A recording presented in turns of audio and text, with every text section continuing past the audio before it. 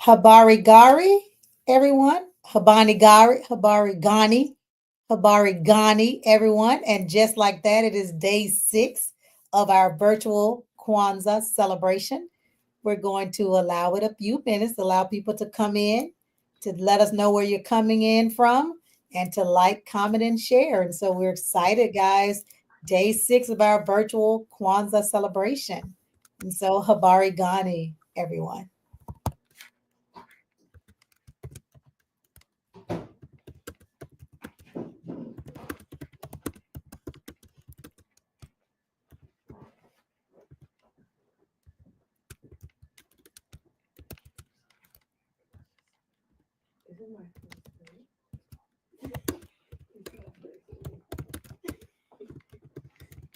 Don't see it live.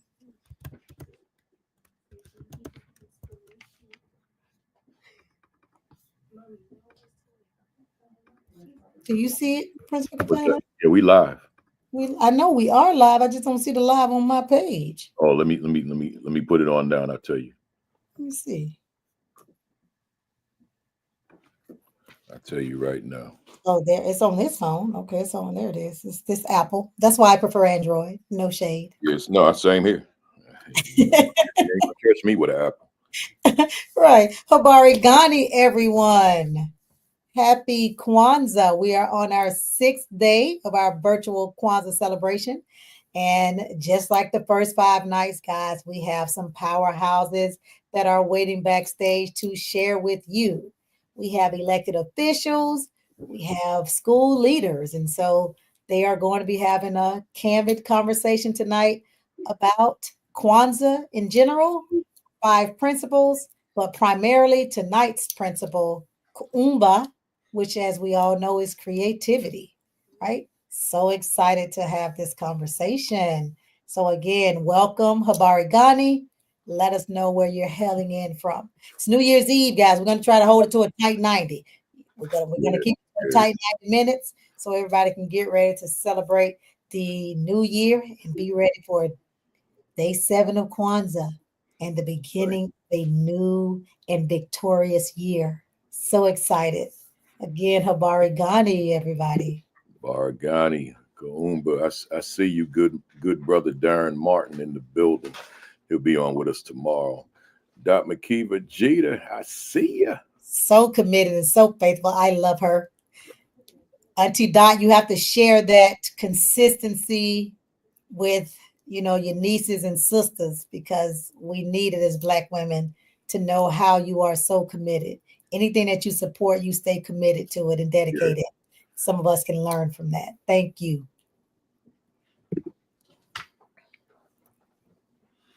Come on in. I see you, Reggie Miller, Orange, New Jersey. 2 minutes, guys, and then we're going to start. We always get a 5-minute grace period. I remember one time, Fele and Dr. Chica and a few of us, we had a deep conversation one time at our virtual rock conference during COVID about time, Black folks in time. You remember that, Principal Kapele? We talked about this approximation of time for us. And, some of us believe if you're early, you're on time. And if you're on time, you're late. Late. And if you're late, you never showed up at all. And so here's Elliot Heflin. 1 more minute and then we're going to get started. Yeah, I know it's New Year's Eve is always. Did your mommy enjoy her 90th birthday party? Did, man. It wasn't a party, it was just us over there, but she enjoyed it. Yeah. We listened to y'all the whole time though. No. She had her phone and I had mine. Yeah. So she's sharp at night. Huh? Yeah, no, she's tuned in. She's on right now. Oh, hey Queen. Yeah, she's on. Hey Ma, I'll call you when I'm done. Call you when I'm done. Don't drink too much before the new year. No, she don't drink, man. She don't drink. It is 8:05, so you can't reach 90 doing that stuff, man. She said, yes, she did. She had a great time. Yes, that's her right there. Yes, she said, yes, I did. Yeah. in, Jackie. We look forward to you enjoying tonight's conversation. And so we're going to get started again. Habari Gani, everyone. And you come back with Kaumba. We're on our sixth principle of the Nguzo Saba, Kuumba, which means creativity. We've had phenomenal guests for 5 nights in a row, and it's not going to stop tonight, guys. We've had some of our experts in education and some of our community leaders and activists come on and talk to us about things such as umoja, which is unity. We had Kuji Chagulia, which is self-determination, right? We had Ujima, which is collective work and responsibility. We had Ujama, which is cooperative economics. And last night we had Nia, which is purpose, guys. And so tonight it is Kaumba creativity. And the conversation is going to be just as powerful, just as all inspiring as it has been these previous 5 nights. And I cannot wait to get into it. And so, Principal Kafele, anything before we bring our Yeah, guests up you want to say? yeah. Little Kaumba before we get started. With our guests, I always say that self-determination, Kujichagulia and Nia are my principles. Mm, But Kaumba, I shared this with you, which I'm getting ready to share again, but it was in a different context. As a teacher, a classroom teacher of fifth graders in East Orange, New Jersey, and them having a teacher who was a published author. By the time I was a teacher in East Orange, I had written 3 books, mm, with my main one being a Black Parent's Handbook to Educating Your Children. So I mm, know how being a published author made me feel. right. I wanted them to feel the same thing. So I engaged them. We were departmentalized at the time. So our superintendent had us teaching just one subject. So I was seeing about 125 kids a day. So I said, I want all 125 to have a page in a book that they write. So we wrote this book, The 7 Principles of Kwanzaa. And it's subtitled Their Importance, Making Them a Part of Me and Making Them Work in My Community. And every Mm, one of those students in 1994-95 school year has an essay that they wrote in this book. To yes. this day, they'll ask me, can you send me a copy? I lost it. It was so long ago, all that. So that was the 7 principles of Kwanzaa. Then with the next year, with the next class, we wrote Umoja. So I wanted them to address how I will, why it's important, how I will make it a part of me, and how I will make it work in my community. So Mm, every student that I taught, those 125, they're in here. And then we went Kuji Chagalia, same idea. So every year I was doing this, and this is not something easy. This is a big deal.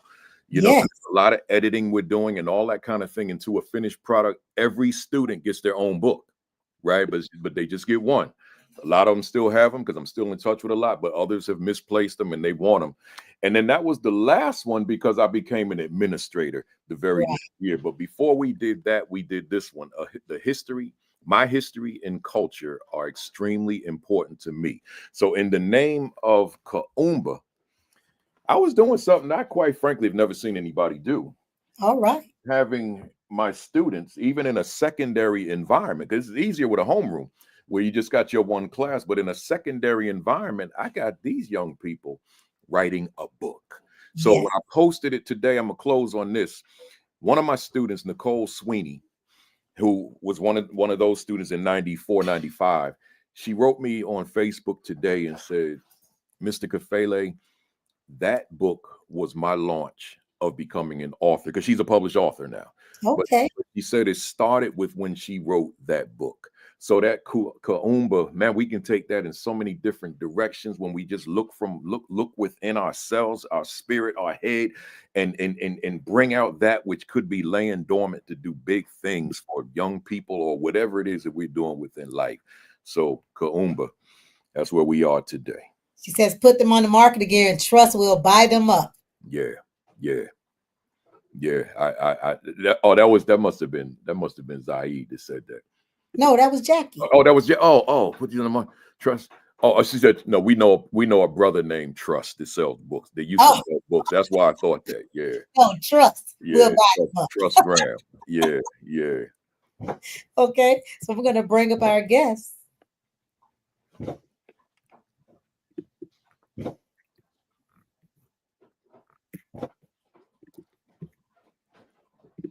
Y'all know I'm in Florida. They've already started with the fireworks. It's just, Oh man. Oh it's man. ridiculous. And I live in, this is a gated community. I don't know. And we gonna have rain all night, and them people in Times Square gonna be Oh, drenched. it was 79 degrees here today. It was, Mm, yeah, beautiful and hot. Yeah. beautiful. I'm Right. coming to Florida tomorrow. How about that? It's beautiful here. Yeah. So we have some stars with us tonight. Oh Some yeah. stars in education and in the community. And so we're excited to have the conversation. Thank you guys so much for accepting our invitation to come and share your expertise, your knowledge, your know-how with our guests. And so without further ado, we're gonna get started again. You guys know who I am, Dr. Melissa Chester, founder and CEO of Black Educators Rock. We have an annual professional development conference every summer. We're getting ready for our 10th year in 2025. And so July 17th through the 20th, we'll be back in Houston, Texas. The 9th was in Houston. We had so much fun. Houston treated us so well, y'all. We want to go back. They didn't treat us like Jacksonville treated us. They were like really nice in Texas. And so we're going back. Looking forward to. Yes, yes, yes. And so Principal Kafele did not get to experience it. It's the only conference he's ever missed Only one. to come back to Houston for him so that he experiences what we experienced Kenyelle in Houston. I'll be there. Right? So Principal Kafele, let's introduce our guests. Yeah. Folks, each of you, you do extraordinary work. I selected a lot of folks from Jersey this Kwanzaa season to come on this platform. Usually we've got this big, just national people from all over, but I wanted folks to see some of my Jersey peeps, and I asked you to come on. So I'm going to go with the order that I have you on the screen. As it relates to the work you do, who are you? And that's the question. As it relates to the work you do, Principal Williams from OKC, who are you? Well, thank you all. I want to first and foremost just publicly thank you, Dr. Chester. Thank you, Principal Kafele, for this opportunity to be here in this intentional celebration of Kwanzaa. And so as it relates to the work that I do, first and foremost, I'm a student of my own craft. I am intentional and consistent about gaining knowledge, understanding, and wisdom. Have not always been that way. It was the awakening just a few years ago that, let me know that there's more within me. There's more for me. And so I began to really tap into the curiosity that had always been there inside of me. I just didn't know, who to ask those questions to, what groups to, join, and where's my tribe, who's my tribe, things like that. And I have to give a lot of credit to social media. I'll say that that allowed me to branch out. And so my heart of hearts, like I said, I'm a student of my own craft. Like I got my pen, I got my couple of notebooks sitting here. I've been taking notes and just again, gleaning the knowledge, the understanding, and the wisdom. Within that awakening, I found out a couple of years ago my own purpose, my purpose. Why am I here? God's will and God's way for my life. And so I feel like the best way to help people understand that too is by giving my personal statements. My vision, just for me, Kenyelle Williams, my vision is equitable outcomes for all learners. That's what I see. That is what I heard a guest a couple of years ago say, that the vision is what excites your future, but frustrates your present. Mm. So that is what I live in daily. My vision is equitable outcomes. And it's frustrating right now, but I don't give up. I keep striving for that. My mission, who I am, what I'm about, what I commit to doing every day. I'm a servant leader, and I create opportunity equity for anybody that I meet. And that also comes with unconditional grace and unwavering accountability. Opportunity equity is something that I realized was left out when we talk about, the achievement gap and, what we're doing and where we're going. A lot of people leave out opportunity and access, what we don't have, because especially as a Black people, we got a late start. And so the opportunity and the access doesn't look the same for us. So I'm a servant leader creating opportunity equity. My purpose, after I give the Creator my thanks in the morning, I say, you know what, I'm here to alter and impact trajectories. My core values that I absolutely live by, and invite people to call me out on if I'm not living by them or if they see me slipping. My core values, they may sound familiar to some, but it's love, joy, peace, patience, kindness, goodness, gentleness, faithfulness, and self-control. If I'm ever operating outside of my core values, anybody who is around me can call me out on it and say, hey, Principal Williams, that's not loving of you. Principal Williams, where's that joy? Principal Williams, self-control. That is what I live by. So at my very core, that's who I am, which has helped me to become Kenyelle Williams, principal on a roll, ready, optimistic, loyal to the mission, and liberated. I love it. Good stuff.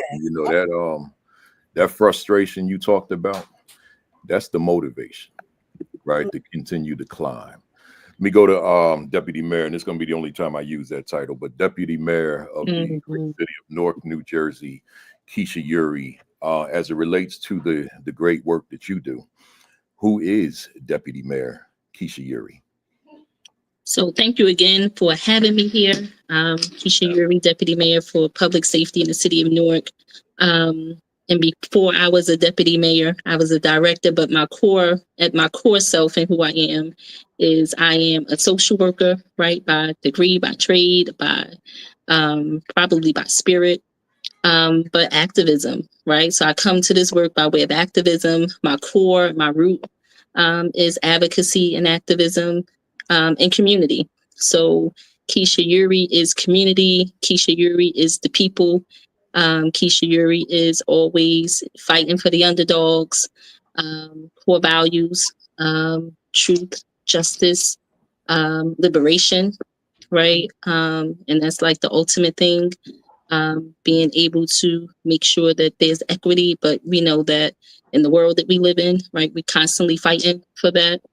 But ultimately, my true heart is always, for, and fighting for the hearts and minds of our people.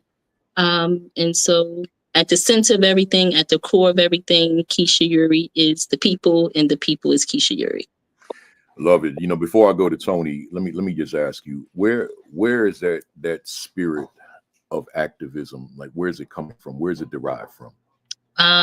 Knowledge itself, right? So when you know better, you do better. But beyond that spirit is our ancestors. That spirit is, I come from the Black Power world. I am a new Black Panther Party baby.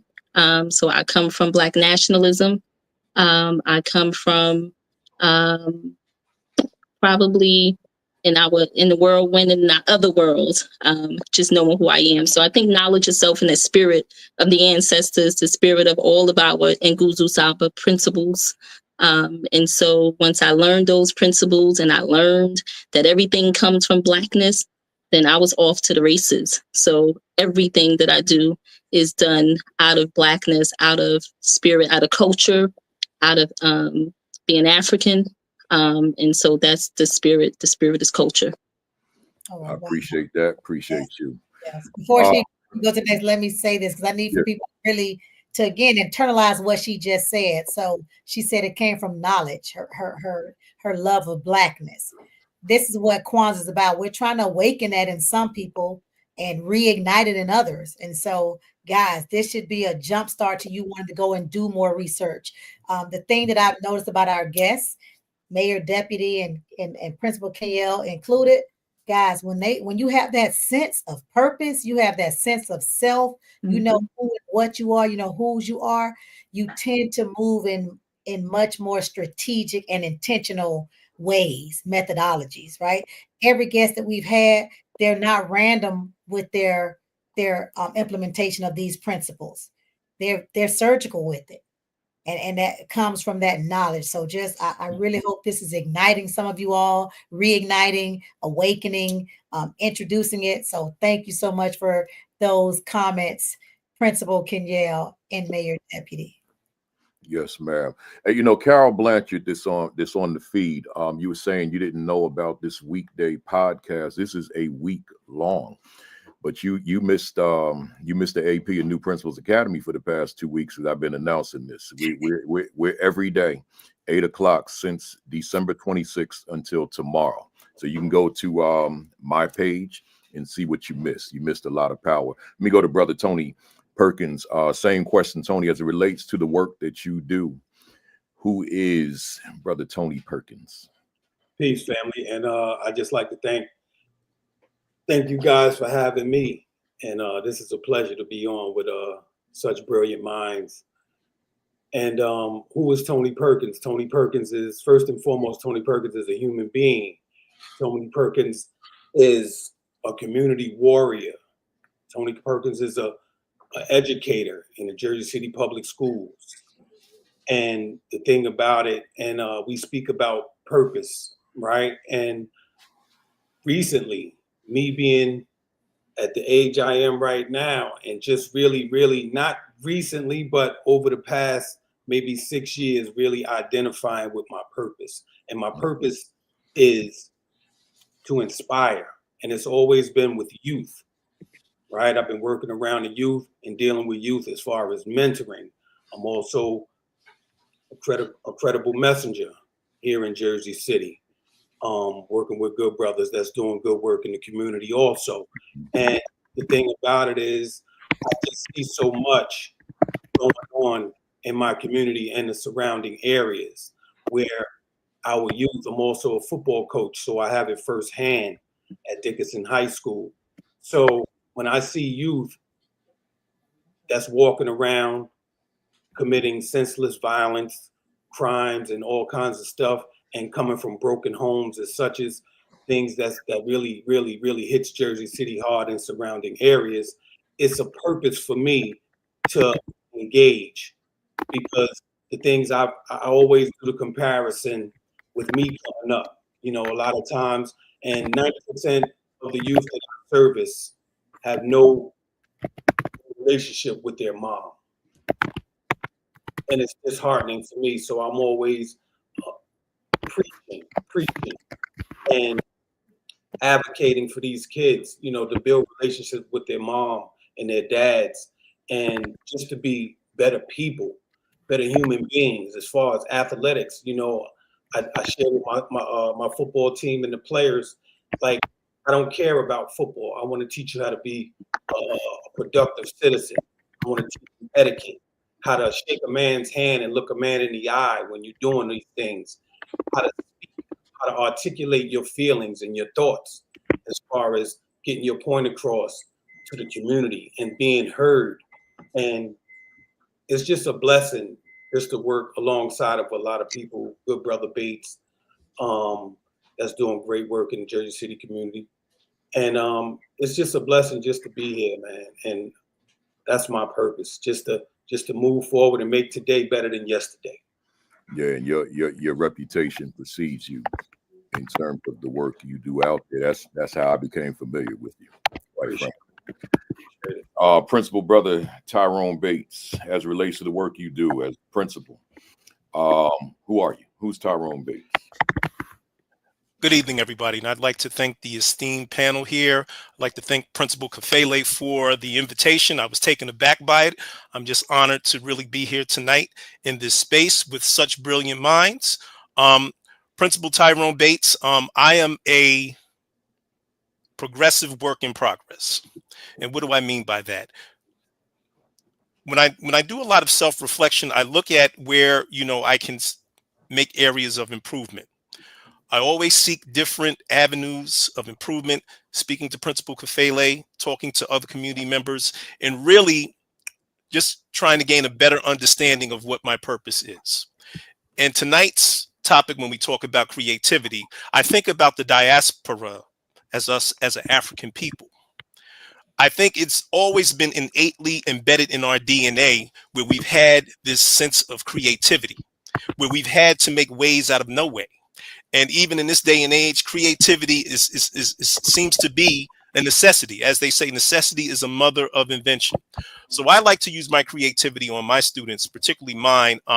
My particular high school is one of the only credit recovery high schools in the state of New Jersey, which means that we take students that are behind on credits and have attendance issues and similar things like that, and we get them up to speed. So basically, if you think in terms of baseball, we're the closers. So we have a unique opportunity to groom young men and women and steer them in the right direction. And, you know, being the leader of the franchise is a great thing. As a principal, my number one priority is climate and culture. If we cannot make a comfortable space for our teachers and staff and students, then what earthly good am I personally as an instructional leader? I'm also a father. I'm also a husband. I have 109 children, 108 in my building, and one biological, I call them. I'm also a disciple of the great Principal Kafele, and also a disciple of the Black Educators Rock movement, which has really kind of influenced me since my time down there in Jacksonville, Florida. So really, I'm a byproduct of all of you in the energy that you do. So as I said, you know, I'm just a collective work in progress, trying to get better each and every day. I love it. I love it. You know, to the fam out there on the call, just a quick overview. Kwanzaa was created by Dr. Maulana Karenga in 1966. And within Kwanzaa, not to give a history of Kwanzaa, but within Kwanzaa are what's called the Ngozo Saba, the 7 principles of Kwanzaa, which were actually created the year before Kwanzaa became a holiday in 1965, right after the Watts Rebellion. So I want to just make sure that the audience out there, the fam, knows what these principles are in relationship to the question I'm going to ask. Real quick, unity. I'll give them to you in Kiswahili and in English. Umoja, unity. Kujichagulia, self-determination. Ujima, collective work and responsibility. Ujamaa, cooperative economics. Nia, purpose.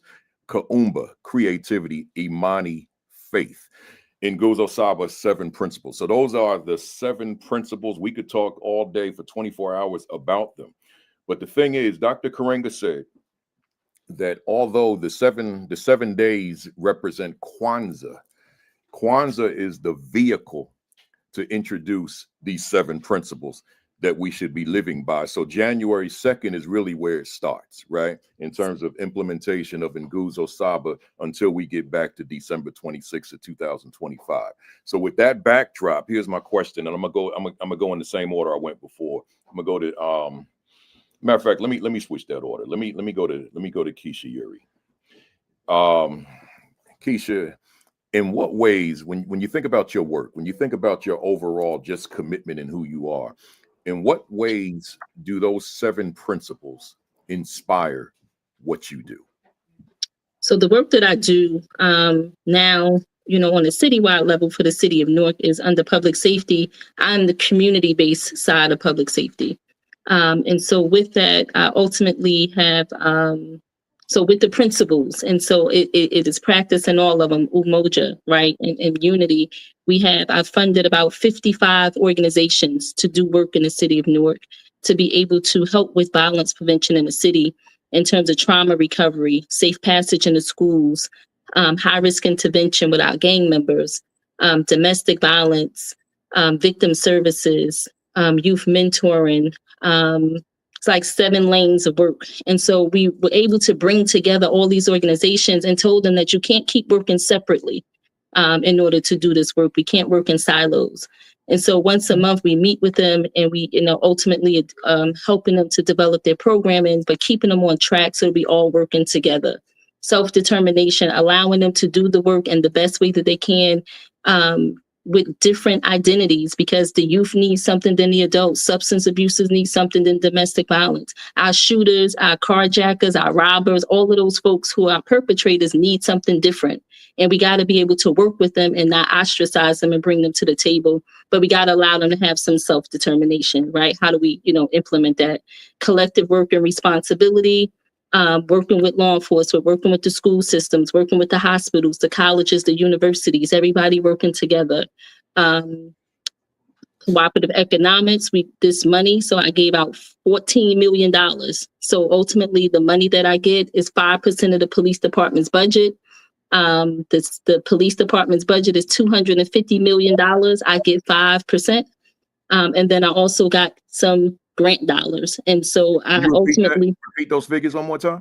The police department's budget is $250 million. I get 5% of that. Initially, when we first started, after the George Floyd defunding of the police, the whole rallying cry around defunding of the police, we ultimately decided to refund the people, refund the community, right? And we reallocated some of those dollars, some of those federal COVID dollars, grant dollars, to give back and put back into the community so that the dollar circulates in the community. We ultimately, creativity, Imani, fake, all of the principles are practiced when I decided, with Mayor Baraka and all of us, had the vision to put funding back into the community, to be able to bring those people together, to be able to work with all different entities, to be able to allow those organizations to do the work in the best way that they can.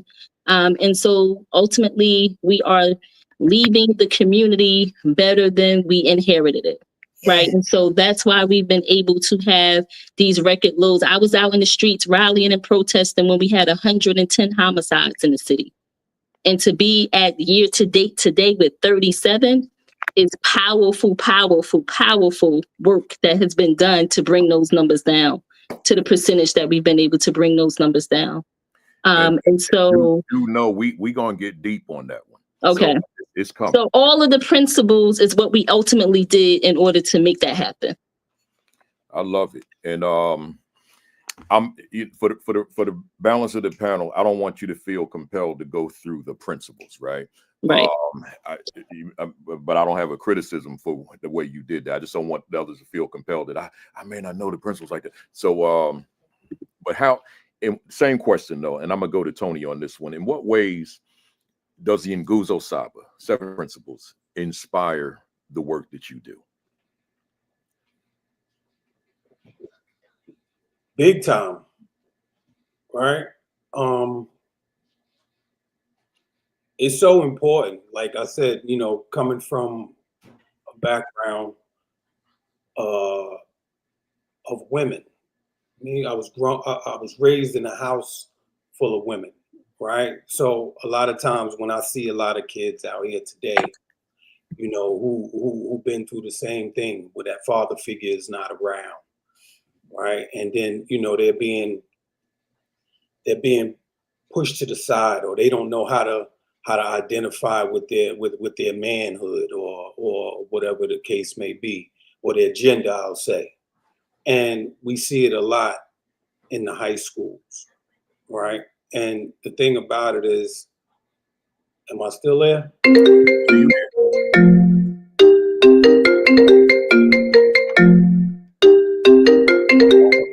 But it's not me. I don't have an iPhone. Oh, I'm sorry. No problem. Yeah, that's why he thought he was gone. It was him. Yeah. No, go ahead, Tony. Right. So, that collective work and responsibility is important. Yeah.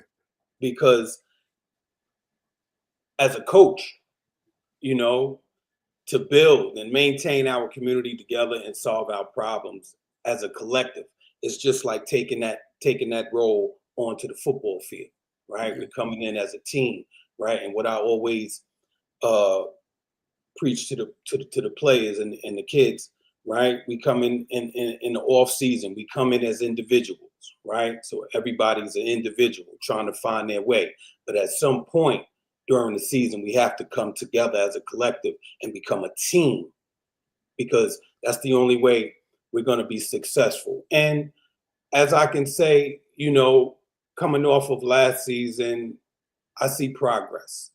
And that's all we want to see from our kids. Yeah. Is progress. So it plays a major role, and we have to keep pushing at that. We have to keep pushing at that, because we all have to work together, and none of us knows as much as all of us. Yeah, love it, love it. Principal Bates, same question. How are the Ngozo Saba inspiring the work that you do? You know, Principal Kafele, it seems as though this work has been embedded in you, in me, you know, for years, even when I was not apprised as to what the principles of Kwanzaa was. As I said, I refer back to what I said, the innate DNA that we have as a people. Yes. And as leaders and builders of the community, somehow we do it on a subconscious level. Sometimes we don't call it that, but sometimes the situation calls for unity.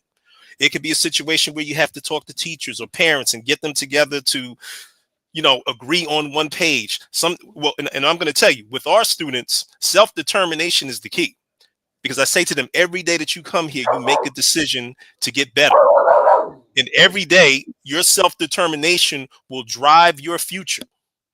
So self-determination is really something that we preach, you know, at our school every single day, because you have to have that in your bloodstream, that determination to get to that next level and overcome those obstacles. And then we talk about the purpose, you know, what is your purpose? Sometimes your purpose may change on a day-to-day basis, depending on the situation. Sometimes the purpose has to shift in order to move that needle forward. So sometimes that definition of purpose can change at the blink of an eye. When we talk about creativity, we know that in the space, in the community space, in the teacher space, sometimes we have to create systems. Sometimes we have to create situations where we're moving the needle forward, as we say. I don't think we would be here if it weren't for creativity. As I said before, Black educators rock, and then all of the wonderful topics you have in your novels and everything that the panel is doing. So creativity needs to be an ongoing thing. We cannot become complacent and not be creative. You know, non-complacency stifles creativity. So you really have to make sure that you remain creative in that space. And the last thing, you know, you have to have faith. Have to have faith going into these spaces. Just like you alluded to, Principal Kafele. Sometimes I get out the car and look at the buildings and I'm not going. I can't go in there today. I just don't have it. But then you just say a prayer of faith and you just say, listen, you know, the people are counting on me to run that ship. So faith is very important. That's something that we must capitalize on a daily basis. I love it. I love it. Let's go to Kenyelle. Same question, Principal Williams. In what ways might the Ngozo Saba be inspiring your work, your leadership? Yes, well, I do want to preference that I speak from and come from new to the Ngozo Saba, new to Kwanzaa, and a new principal. However, I kind of knew that. That's why I said don't feel compelled to go through them principles. That was my well, and I'm telling you, I felt guilty when I wrote the question. Right? I learned. Listen, I can take a quiz on it. I'm good. So no, but you know what? I'll just tell you from the past, even a couple of years, that I have been able to tune into the live. The way that my work is inspired is by learning that Kwanzaa within itself is creativity. Yeah. The very nature of Kwanzaa, creativity, creative. And it is creativity, and not creativity from the sense that it's just made from nothing. Not in that sense, but from the sense that if we do live out the Ngozo Saba, those 7 principles, we live that out, then the work is going to outlive us.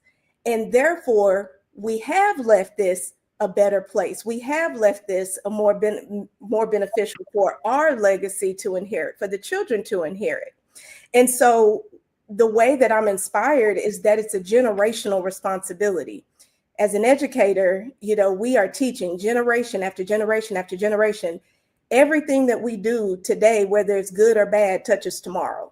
Yes. So when I'm waking up and I think about living out those 7 principles, as I'm still learning, like I said, the mission along with that is that work is going to outlive me. And so that's my inspiration, that's my motivation.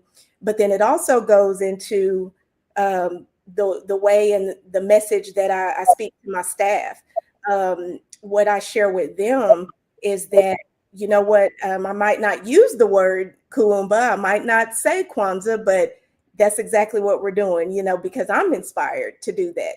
And so through that, I'm inspiring the work through my staff.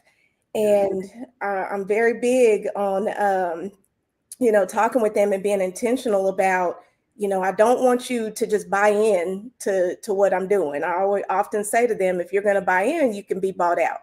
And so I don't need you to buy into this inspiration, to buy into the work, to buy into this. I need you to believe in it. Believe in this, because then you will trust the process. And so I am gaining, I did inherit, staff members and then have gotten an opportunity to hire staff of my own. But I am truly inspired by the Ngozo Saba because this is a generational responsibility. I love it. And you spoke like somebody that knows the Ngozo Saba. See? I have a follow-up question for King. I'm going to pass it to you, Doc.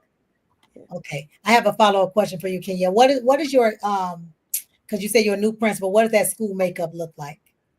Yeah, so we are very diverse. We're right in the middle of a military town, so lots of mobility, but we're right about 26% Black.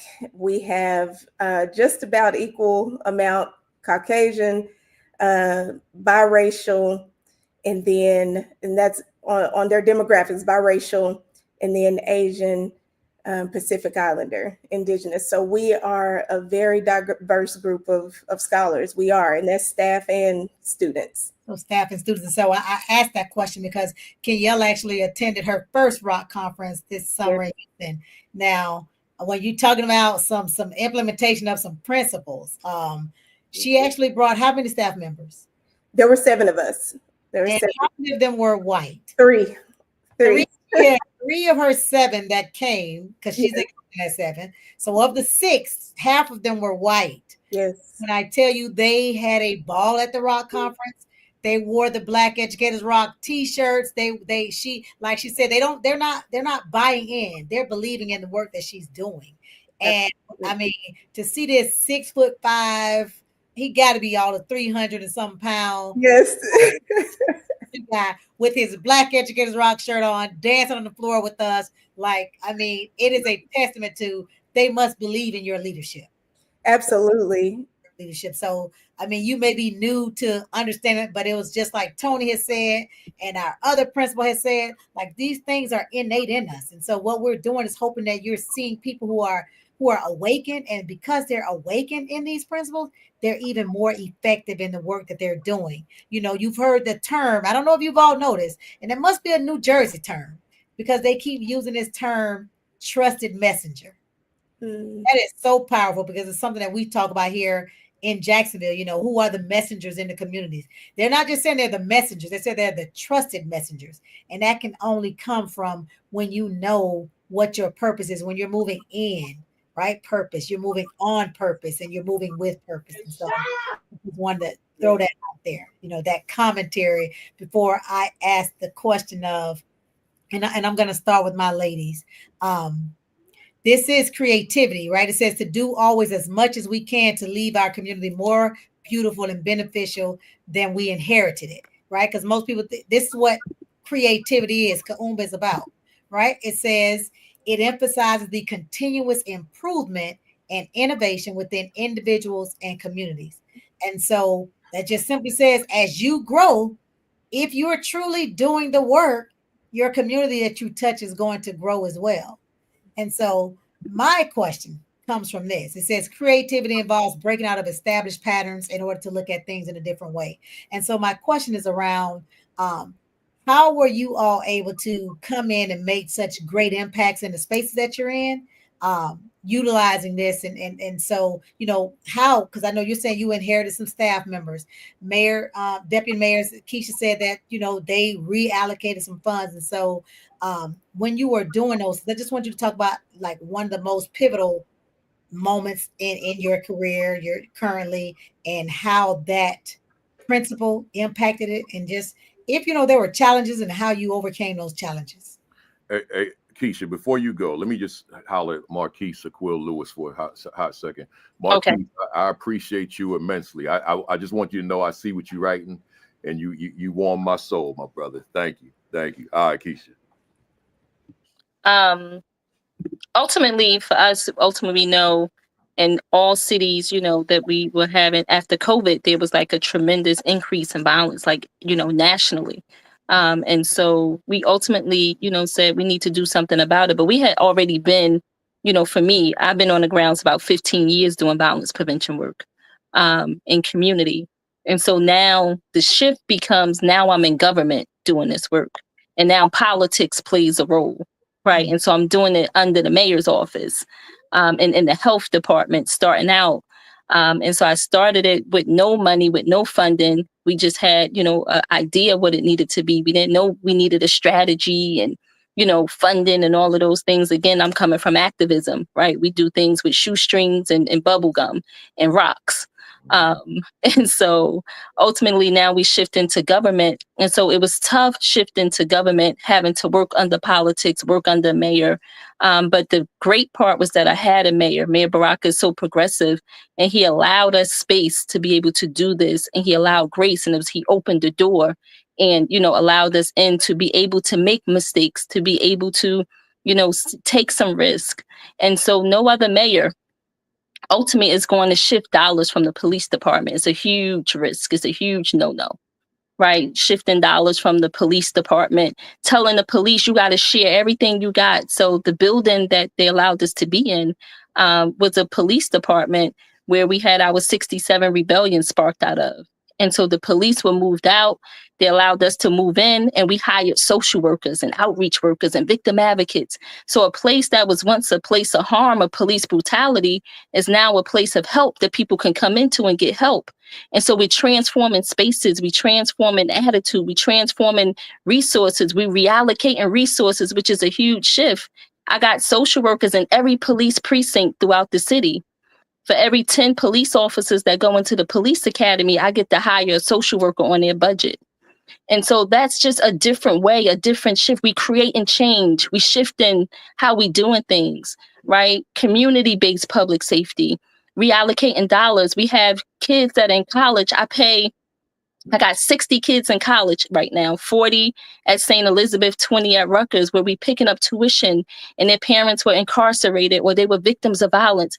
Kids who would never have an opportunity to go to college with 1.9 GPAs because they experienced trauma. And so we're now looking at those things and we're shifting how we look at them, and we're giving them opportunities where there were none. We're giving them jobs. Our young people who are on ankle bracelets, who get in trouble, right? We always give the good kids the jobs. Now, our kids that got a few issues, they need opportunities as well. And so that's how we're doing. We're shifting the culture from trauma to trust. We have training with law enforcement, 2-day trainings about trauma. We in the community, we on the grounds, we at the hospitals. When they get a notification, we get a notification. They get a building space, we get in a building space. They get some money, we get some money, right? So we creating equity, because public safety is not just about law enforcement. We can't arrest our way out of this. It's about community. It's about resources. It's about well-being. And so who fosters well-being but the people who are closest to the problem? And so we went and got all the people that's closest to the problem, all the big homies that were once people that were part of the problem. And now we allowing them to be a part of the solution. And they now say we are public safety, when before they would never be public safety. And so that's how we ultimately created change, and ultimately doing something that nobody else would do and take the risk. And if we mess it up, then so what? We get another chance to make it right. Hey Keisha, let me jump in here real quick, Doc. You said, Keisha, you said 2 days of trauma training with law enforcement. Right. Break that down. What you saying? So there's a training that Equal Justice USA provides, and it's called Trauma to Trust. And so we, in that training, we're learning about its community, it's folks that are formerly incarcerated, is, you know, providers, whoever it is, with law enforcement. And we're talking about individual trauma, collective trauma, generational trauma, historical trauma. And we're talking about how we experience it on this side and how law enforcement experience it on that side. And when we out in community together, because we're going to see each other at some point, then we now have universal language about what to do, about how to address trauma. Now we all trauma informed, and we're not brushing up against each other's trauma when we out there trying to do to help. We're first responders, they're first responders, but your trauma is not bigger than my trauma. I lost somebody, you lost somebody. I had to help with the baby that was in the fire, you had to help with the baby in the fire. So nobody's trauma is bigger than anybody else's. We just have to understand what trauma looks like and the effects of it. And so now we're working. And so we in there for 2 days learning about trauma and what to do about it and the language around trauma, being trauma informed, and how to help people in community with trauma. And what was the name of the organization that's leading that? Equal Justice USA. Is that a national? Yes.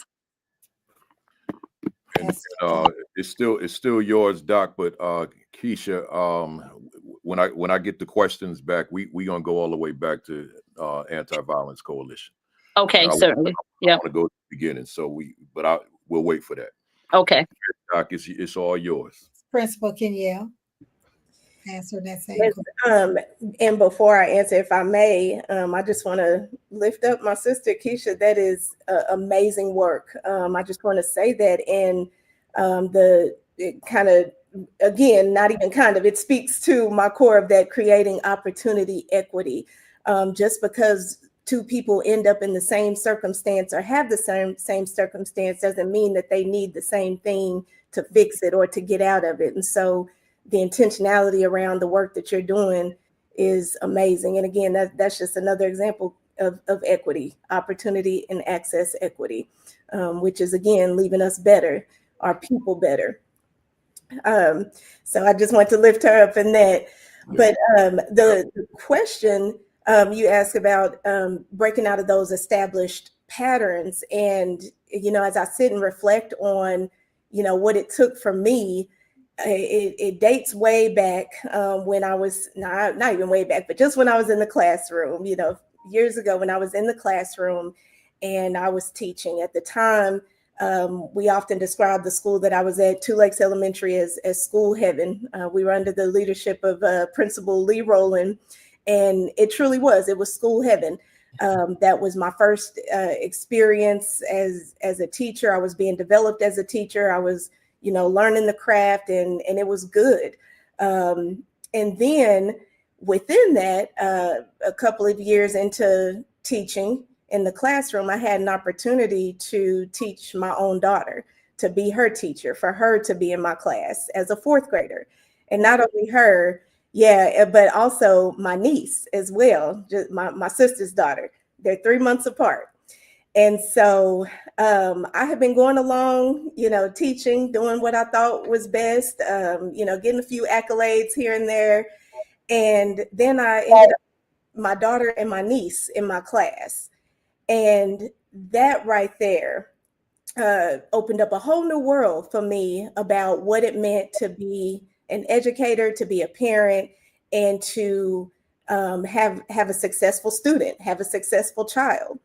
And it was because of that experience of being my daughter's teacher, her classroom teacher, along with 28 other students in my class and my niece, that I realized that I have to break out of established patterns. That's really when equity became important to me, when equity became real to me, because I was seeing it in the classroom, professionally, and at home personally, that, you know, what you do for one, you can't do for another, you shouldn't do for another. And so that's when I began to break out of those established patterns that I had, not naming it Kuumba, not naming it, you know, even knowing that it was creativity. But when I did leave that school and I had taken on another position in another district, I was an instructional coach and got to visit many other schools and be under the leadership of other principals. And it wasn't school heaven. And so I had to start, I did start asking questions and started again becoming so curious about, well, if it could happen over there, why is it not happening here? Where's the breakdown? Where's, the gap here? And what I realized, it took a couple of years, was that, in a lot of schools, and sad to say, maybe even in most schools, people don't teach like they would want their own children to be taught. People don't teach like that. And in the school where I was at Two Lakes Elementary, where the population of students, about 700 students, there were 32 staff kids. All of us had our children in that school. It was a school that was in the heart of the hood, if you will, in Oklahoma City. It was a school that when I went to go enroll my daughter in that school, the people at central office told me, no, you don't want to do that. You don't want her there. Why would you do that? You live in a better neighborhood. She should go over there. In spite of all the negativity that surrounded that school, the staff members, we all decided to bring our children to that school. And that's what made the difference in the way that we taught, the way that we operated as educators. And so it took me, years later, 7 or 8 years later, like I said, going into another district, taking on another position, that's not the norm. And so the inspiration then became, and the motivation for me then became, as an instructional coach, as an assistant principal, even now as the principal, we've got to teach like these are our own children in this classroom, because every child deserves that.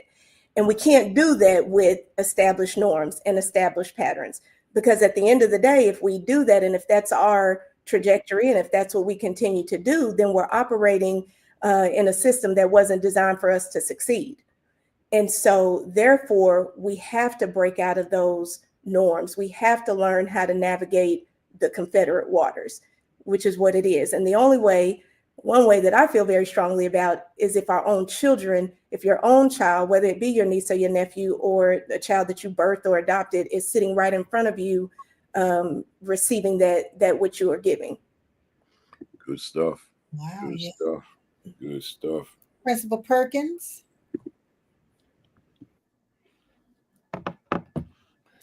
He's not principal yet. That's counselor. That's Counselor Perkins. That's Brother Bates right there. That's Brother Bates, the principal. But it's all good. It's all good. But yes, I just say, the work, just doing the work and making change. We can talk a million times, but if we're not doing the work, nothing gets done at the end of the day. And I can say, I'm proud of Jersey City this past summer with no violence. Well, no gun violence. I'll say that. No gun violence. And that goes to the community warriors that's out there putting in the work every day. So big up to those guys and myself, because it's very important. If we don't reach these kids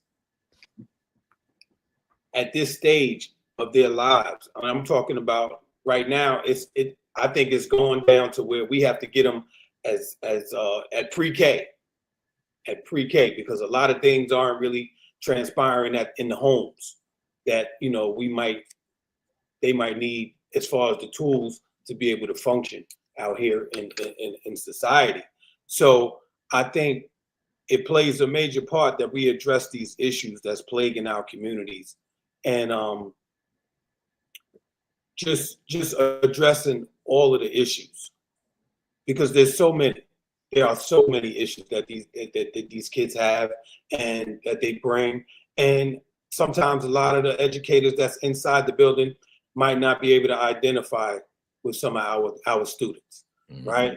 Only because maybe the nationality, or they're not from Jersey City, or they just don't care. And the thing about it with me, a lot of times in being inside the school, and I can relate to take us back to when I was in 34, Principal Kafali, and one student was acting out, constantly. And, you know, they say, oh, take him down to Mr. Perkins, you know, and once, you know, he comes to me, you know, we have a conversation and, you know, he knows I can identify with his issues. And the simple fact that he just didn't have breakfast. He left home without breakfast. So he was acting out. So when I take him back to the class and he's sitting there like a church mouse, right? And the teacher's a little thrown off because she's like, why is he not acting out now? And one thing I can always say, and what's a blessing for me, is being in the public school system and being here in Jersey City, I see these kids on Saturdays and Sundays. So that's the thing. So when they see you on Saturdays and Sundays, they look at you different and they see, okay, he is like me. He does come from where I come from. You know, he does walk the same walk. And that's very important. We have to meet these kids where at their levels.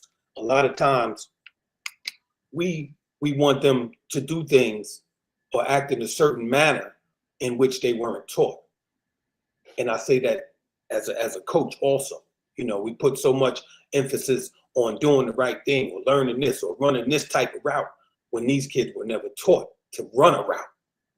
So it's all back to the basics. And that's what we always have to go back to the basics with our youth today. That way we can get them fresh and apply the pressure to them and make them understand what's to come for the future for them. Yeah. Thank you, Principal Bates. Again, how is creativity, how, you know, doing what you do as a principal, breaking out of those established patterns, just giving us an example of work that you're doing? Yes, sure. First of all, I'm loving everything that everyone is saying. I'm just absorbing it like a sponge. So I would like to give a shout out to all of my talented people on the panel. I know for me, if we look statistically to piggyback off of Brother Perkins, Black male representation in America is 1.3% of the whole teaching force. Less than 2%. 1.3%. So there, you know, you have to have some creativity coming in. In the space where I'm in the credit recovery, so-called alternative space, we're at a point where we may be their last choice in the district. And no disrespect to any other school in the district, sometimes some schools have exacerbated all means of resources, and they turn to us. And parents call and say, you know, Principal Bates, can you and your staff save my son? Can you and your staff save my daughter? So here is where creativity comes in. And what do I mean by that? Creating spaces to fail forward. We create spaces for them to fail forward or spaces to achieve. Just as Brother Perkins alluded to, it may be a snack, it may be water, it may be something traumatic that they come to you in confidence. So my staff and I have that open dialogue where we're comfortable enough trusting one another and finding those spaces to be vulnerable if we're right or if we're wrong. Because I say to the students, you have a chance. And when you have a chance to be the best that you can be, you have a choice for change in your life. I tell every single one of my students, I said, you have a chance. When you're sitting here with us and you're going out in that world and you're benefiting from all of the resources we bring in, whether it's collegiate, trade school, technical school, if it's social services, if it's therapeutic services, I said, you have a chance with us. And if you allow us to be creative together, to package you in the way that you need to be to get into to that real world, you'll be better off. Because just as you said, Doc, it's bigger than you. Some of our children will be the first to graduate high school on a secondary level in their families.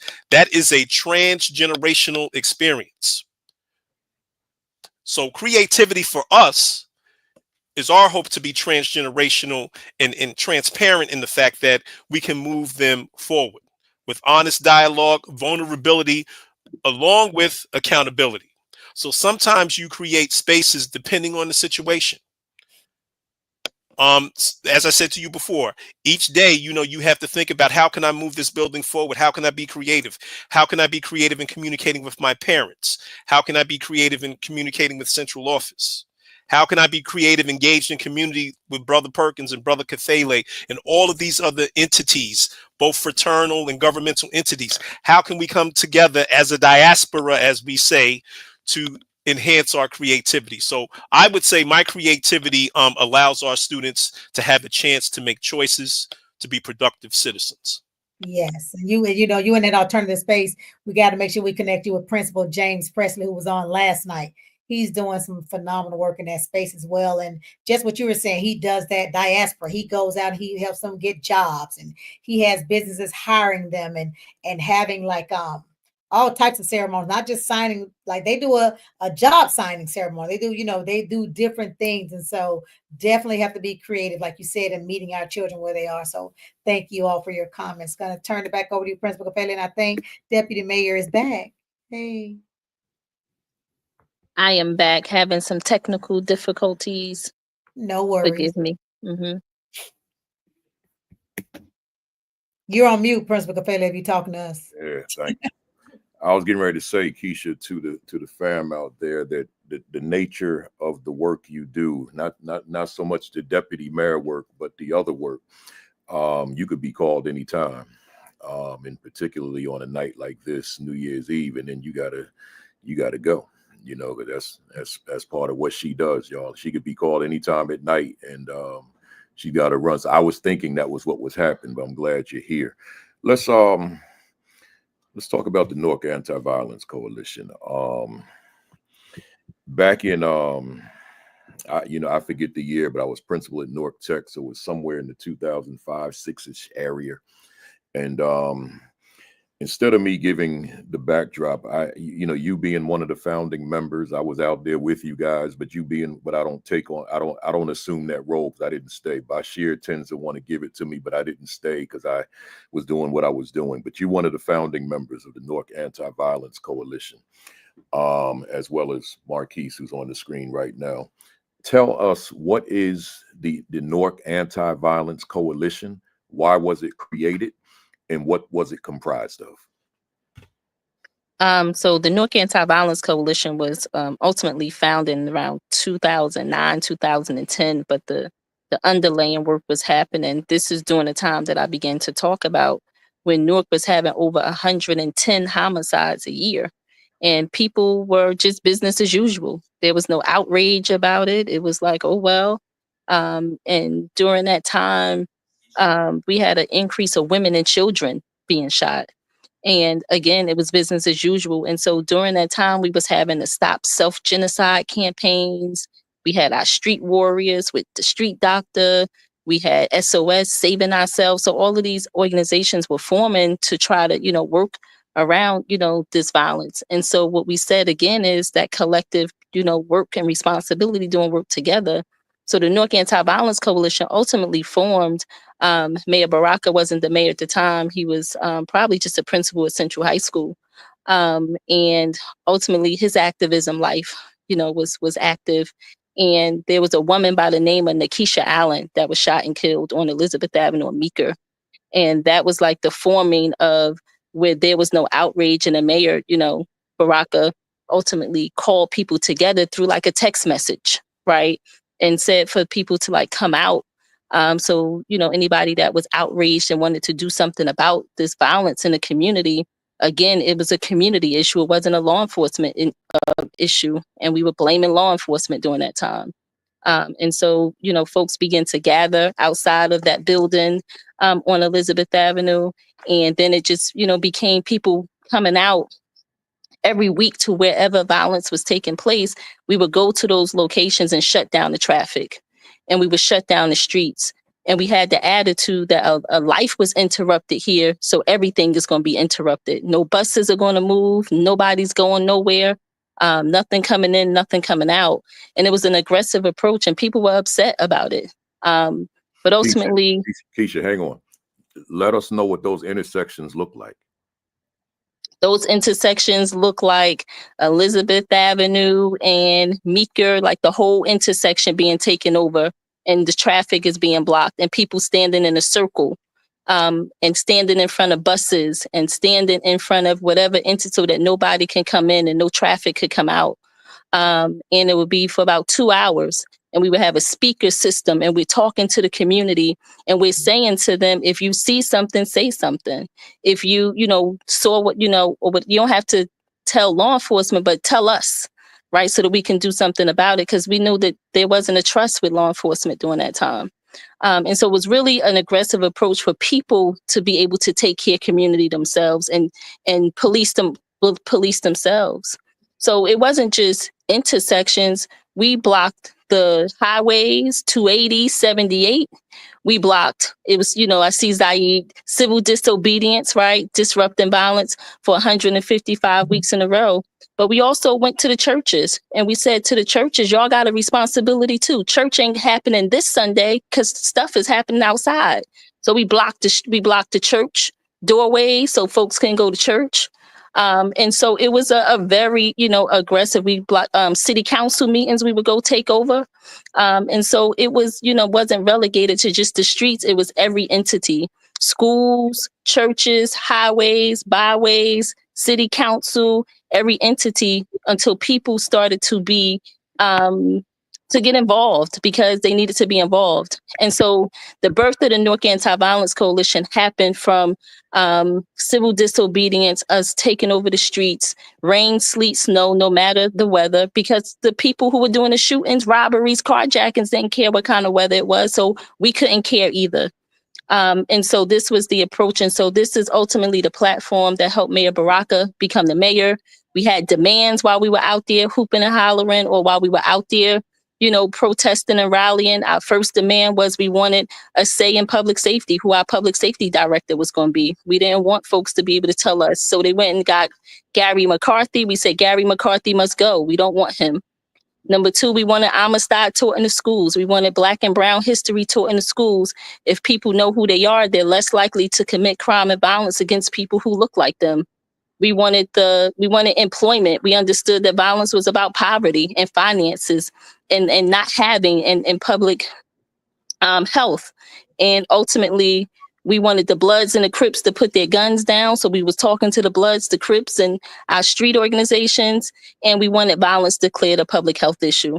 And so those were the demands that we were fighting for under the Newark Anti-Violence Coalition, bringing all the organizations together to be able to fight for these things collectively, which brings us to where we are now. So that organizing, community organizing, helped us to be able to organize to where we are now in terms of me becoming a deputy mayor. But everyone began to get in position. Mayor Baraka platform was every week at the rally. And that's how he got his platform ultimately into becoming a mayor as well.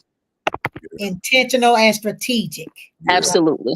Yeah. Not happenstance. My God. So so I got a part B to this, but before I go to my part B, let me just throw this 1A.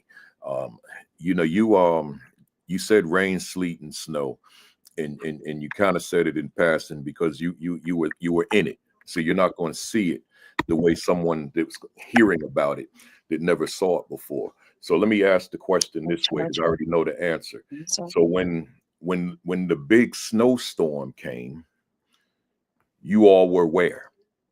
Out there in the snowstorm. Yeah. When it was state of emergency weather, the governor declared state of emergency, but a shooting happened, a homicide happened. And so we had to get out there because the shooter decided to be out there. So we went out there too. Wanted everybody to hear that, because sometimes we make excuses. So I wanted them to hear that. So in other words, folks, this is just for the fam before I go to my part B. The leader of what became the Newark Anti-Violence Coalition as a result of this various protests is now the mayor, right? And one of the deputy mayors is Keisha Uri, right? So I'll just kind of leave that right there, and you can let that resonate for a little while. Let me go to part B here. So one of the things that came out of that, as you obviously know, Keisha, is the Office of Violence Prevention and Trauma Recovery. And you already indicated it was in that precinct. It's this sort of the center point of when we talk about the Newark Rebellion of 1967. And you worked in that space for a long time before you became deputy mayor. You gave us a little bit about what comes out of that department. But now that we're at that question, talk to us about the Office of Violence Prevention and Trauma Recovery and the implications for what it can become for the rest of America. So the Office of Violence Prevention and Trauma Recovery, again, was formed out of the George Floyd protest around defunding of the police.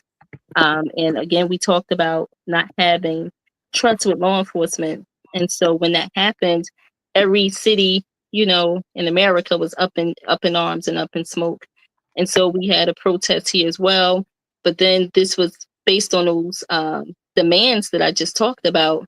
Now it's like we need something to be able to formalize. So an office needed to be formalized. There was other offices of violence prevention during this time, but we created ours, but we didn't have the trauma recovery. And so our city has been, and many cities have been experiencing trauma, and it's unresolved. And so again, we keep thinking we're going to arrest our way out of it, and we're just going to call law enforcement, and we realize that that's not it.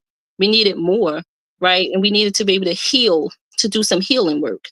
And so the Office of Violence Prevention, the space that they gave us again is transformation, because we transformed a police precinct into a place of healing and help, rather than being a place of harm and brutality that it was before. And so in that office, we have victim services, we have outreach workers who go and do engagement. They knock on doors, they talk to people. When we have shootings and stabbings and robberies or any of those things, we respond to the scenes. We go to the scene, we go to the hospitals. We are helping with the families to be able to get resources. We are being a liaison between law enforcement and community, the hospital and community, because when things happen, we just see the crisis, but we are stopping the retaliations from happening, because we know that something else may transpire. And so we are mediating, we're intervening, we're doing some harm reduction, and we're figuring out what's really going on. The community knows what's going on before anybody else know. They know what happened, who did it, they know what's going to happen next. And so we really, address it from a community-based place versus a law enforcement place. We give resources, we help people with food, clothing, shelter, transportation.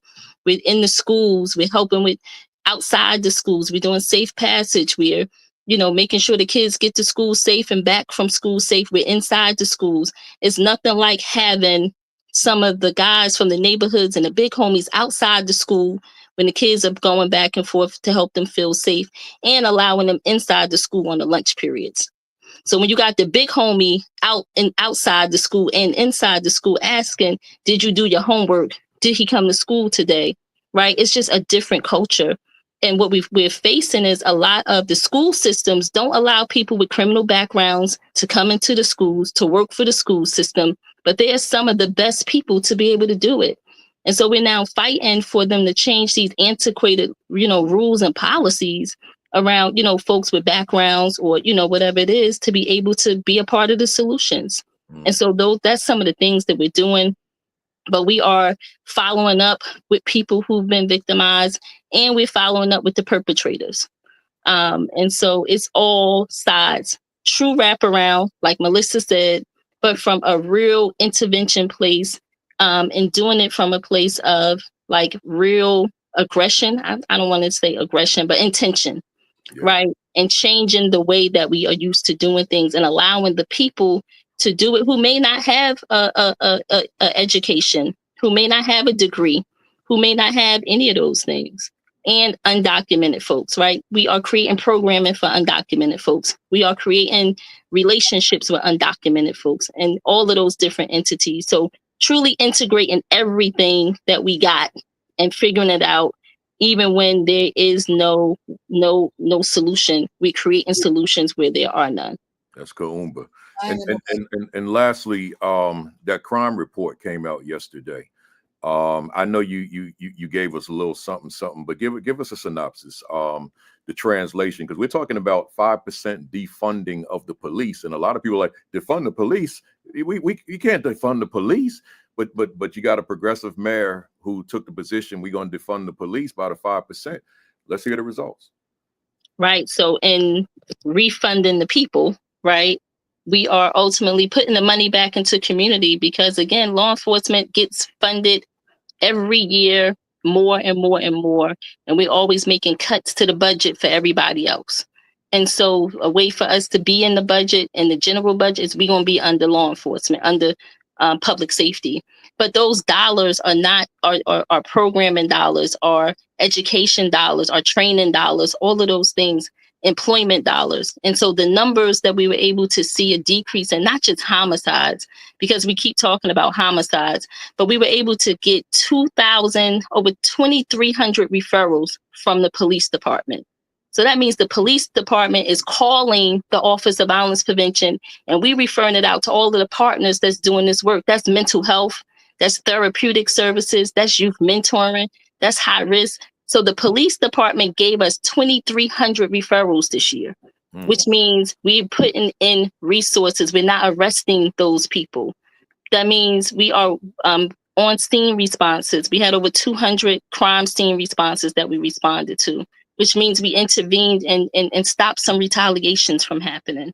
We have social workers in every precinct. We had over 800 touch points with people who were incarcerated, that the social worker get to go into the cell and talk to the person that's arrested to say, what do you need? How can you not come back here again? How can you not commit more crimes? What is it that we can do to help you? Right? And every hour we checking on them. That doesn't happen anywhere else. Right. And so being able to do things that we were never able to do. So the numbers, we are accompanying them to court appointments. We're doing counseling. We're helping with housing. We know that housing is a crisis right now. Right. So we're helping with housing and sheltering. And so that's truly, what is happening to be able to help people so that we don't have this cycle where the victim becomes the perpetrator becomes the victim. But where our numbers are up at is aggravated assaults. We had over 500, 600 aggravated assaults. But half of those aggravated assaults are domestic violence related. And so now we're putting in a new strategy for domestic violence. But the truth is, what happened is during COVID, we never tended to our domestic violence numbers. We had over 4,000 domestic violence cases. Those are cases that's in court, restraining orders, people falling through the cracks, all of those things. And now we have these aggravated assaults that's happening. The numbers are upping and they're saying, well, what's going on? And it's truly us not ever paying attention to what was going on. So now we have to create a new strategy for domestic violence. Sounds like y'all had a blueprint in Newark. We need to have a whole just conference with Newark, New Jersey leaders on how to, because again, you're talking about some really, really deep stuff, Deputy Mayor. And some of us are like, wow, how can we there's no way we can get our police department or our mayor or these people, but so we have to educate them on how to get it. Like you said, you guys were very intentional on who ran for mayor, who ran for deputy mayor, but you do have to have some training on how that looks. And it's just, it's phenomenal what you all are doing. And it is a blueprint to take around this country, like for real. So we have cities that come here to do site visits. And so we had about 4. Jackson was here. Shout out to your mayor, Lumumba, and Keisha. That's your Office of Violence Prevention person. Jacksonville, Florida. But you talking about down in Jackson with Lumumba, but she's right. Doc is in Jacksonville. Oh, you're in Florida. Okay. But we ultimately have cities that have come here. They come here to see what we're doing, to be a part of the work, to witness the work. To really see the true coordination that happens, because that's what many cities are missing, the coordination. So the work is happening, it's just not coordinated. Shout out to Jersey City, and they have their credible messengers, model. And so we, credible messengers, violence intervention, folks, but it's really bringing all that stuff together with city government, law enforcement, and community has to be coordinated. Okay. All right. Yes. Hey, are y'all able to hang out still? Y'all good? They got a few more minutes, Principal Kafele. All right, because we got a real important discussion we got to have with Tony as well, and I want Keisha to be a part of that discussion. It's around his cousin, Andrew Washington, and I want him to be able to talk about that, and I want Keisha to come in on that conversation as well. I'm good. I can stay. Right. I can stay. So the floor is yours, Doc. Oh no, I'm gonna let you go in the interest of time, because I know. Okay, then we still gonna get you in the Bates and Williams, but I just wanted to make sure that we got this because we talking about violence, we talking about police, we talking about the community, all that kind of stuff, and I just wanted to get this in on this day. Yeah, I got a lot going on in this house, y'all. All right. we're going to talk over him. On August 27, Tony, 2023, your cousin, correct? 52-year-old Andrew Washington was shot and killed in his home by Jersey City police.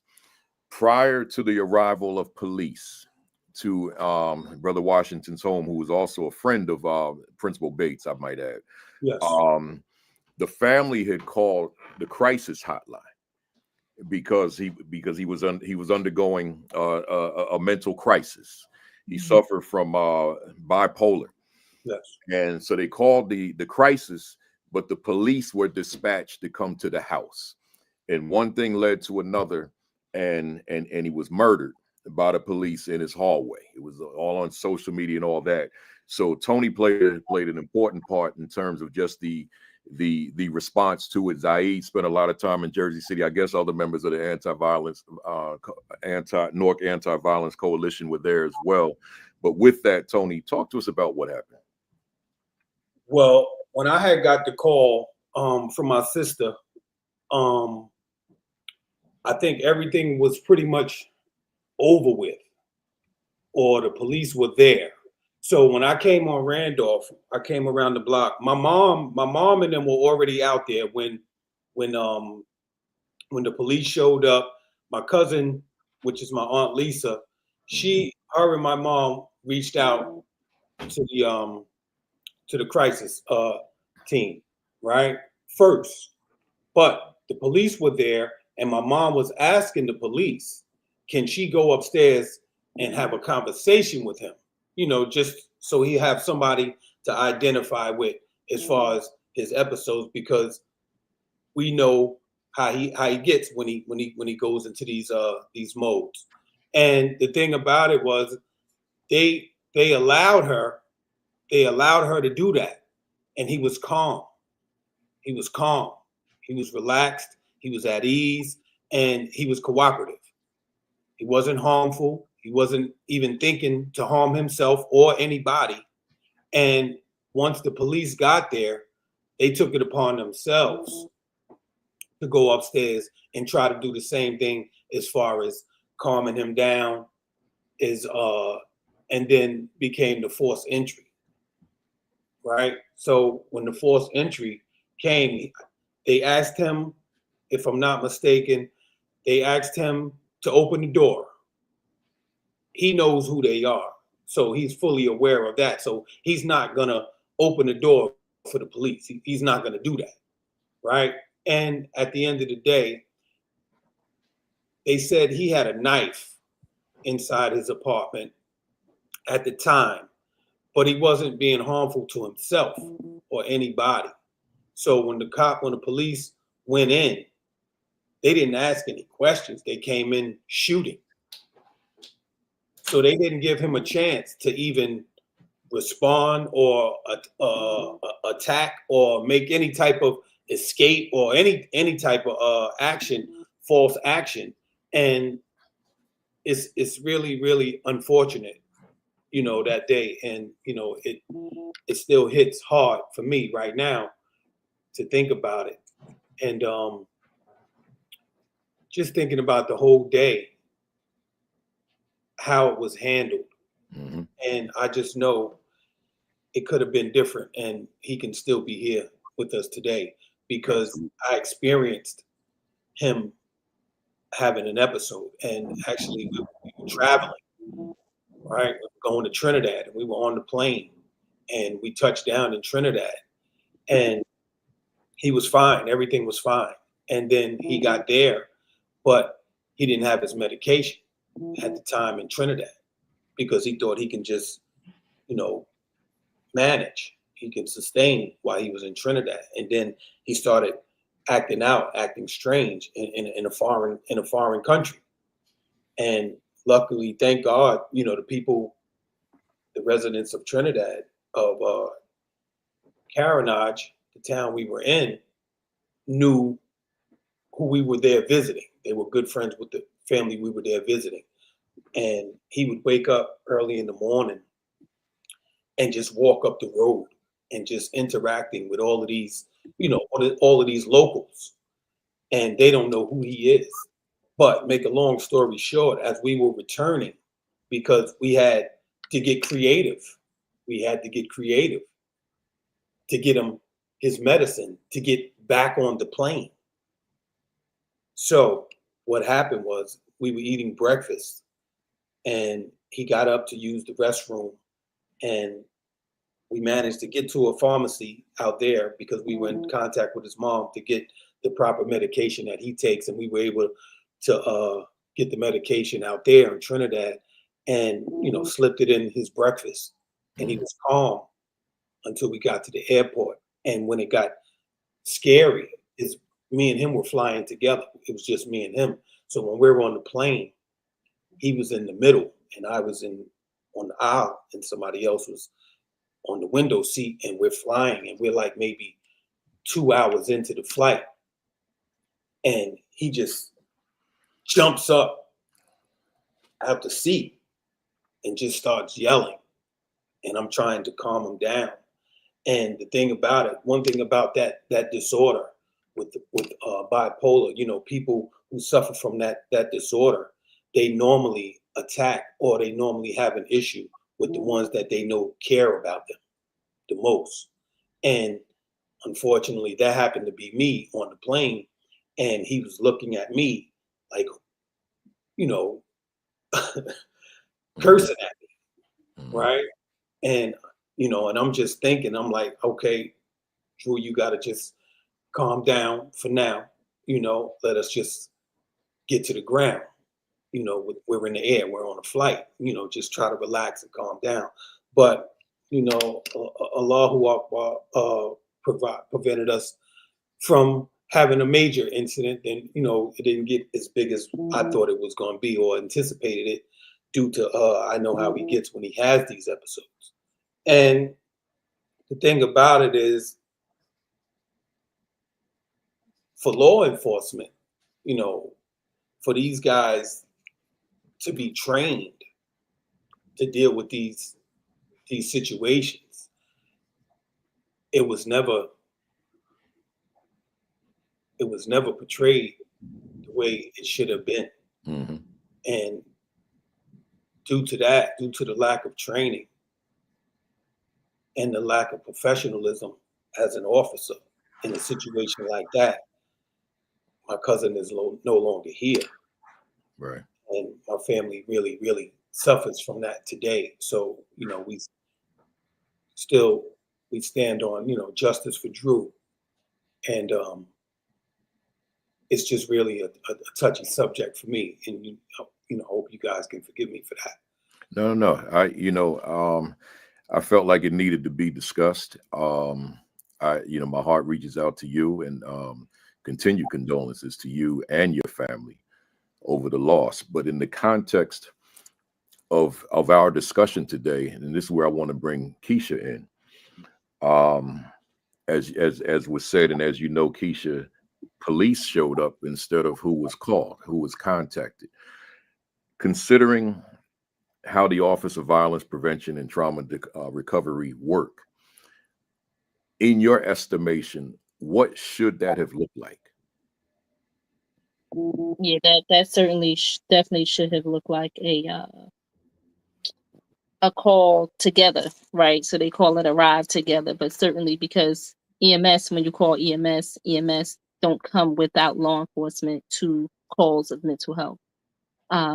But that's a call to people who they trust, who they like, who they love, who can de-escalate. It doesn't always have to be police. And so if the family or somebody else was the trusted family member to de-escalate it, then that's who gets to intervene. And so that happened in, Patterson, with the person, and the team was there, and the police wouldn't allow them to intervene. And so I've gone to calls, and if I tell them I got it, then they stand down and they let me get it. The police or whoever the first responders are. If I need help, then they come in. But if I say I got it, let me intervene. If it's a person with mental health or a person is suicidal, then you have to let the person who they trust go in first. If they're not being harmed, or even if they got a weapon, The weapon is not always for anybody. It's not for to hurt or do anything to anybody. They have it. But I understand, all of the rules and protocols that they have, but we certainly are changing that. Even when law enforcement intervenes, even now like they they're gonna wrestle the person down before they, shoot. And so it really has to be where you've done everything possible to intervene, to de-escalate, to calm them down. Just let somebody who may have more skills and abilities to get in there first. Is not a power struggle. And it takes as long as it takes. I don't care if it takes 12 hours. We're going to be here for 12 hours until we figure this out. And so I just believe that all of these situations with mental health could be achieved differently versus somebody being harmed and a life being lost at the end of it. Yeah, I appreciate that. That's good to hear. It's good for the fam that's out here on the other side of my camera to just get some perspective that may not necessarily be out there nationally. Appreciate it. Hey, Keisha, if you got to run, I understand. If you want to stay, then stay on, right? And be finishing up in about 10 more minutes. 9:40. Yeah. Let me toss it back to you then, Doc, and let's bring Bates and Williams back in here too. You got it tonight. I'm really. It's mine. Okay. Yes. Okay. Then let me go. Then let me go. I'm gonna keep it short though, y'all, because we y'all give me the short responses as well. Let me go to Bates, and then we'll wrap it up with Williams, and then we'll close it out with your final thoughts. Bates, matter of fact, I text you, Principal Bates, not too long ago. I was at a high school, an alternative high school in South Bend, Indiana, and I told you what I was seeing, and I think you said to me that you would like to connect with that principal, and I need to make that happen, right? But here's the thing: had no one told me that I was going to an alternative school that day, because I wasn't there to talk to staff. To do any workshops. I was there as a consultant, so I was there on a school day, normal school day. Had anybody told me that I was going into that I was entering an alternative school, had they not told me, then I would have never known I was in one. Right? I mean, the hallways, student conduct in the cafeteria, student conduct and focus on learning in the classrooms. I mean, I saw no issues, and I saw young people engaged, right? I mean, even there's a teacher there. I posted this. You probably saw it. He's in his 59th year, meaning he started when Malcolm was assassinated in 1965. He started when John Lewis and Hosea Williams led that walk across the Edmund Pettus Bridge. That was his first year as a teacher, and he's still in the building. I said to him, "When will you retire? When on your 60th year next year?" He said, "I will not retire. They'll have to take me out of here. The paramedics will have to come out here and take me out. I'm not leaving." So a guy that old, I saw him in that classroom with them kids, and they were focused like any other place, right? So here's where I'm going with this. I'm gonna keep this short. I said to the staff when I met with them after school, you have to find a way to stop having the sending schools use your school as a threat for them to change their behavior. Like, we're gonna send you to alternative school if you don't behave. Because the way I see it, and the way your attendance went from something like 60% to 91%, everybody's in school. Quiet. So my question to you, just in terms of your thoughts, I'm not talking about your school per se, just talking about your thoughts as a principal of an alternative school or a credit recovery school.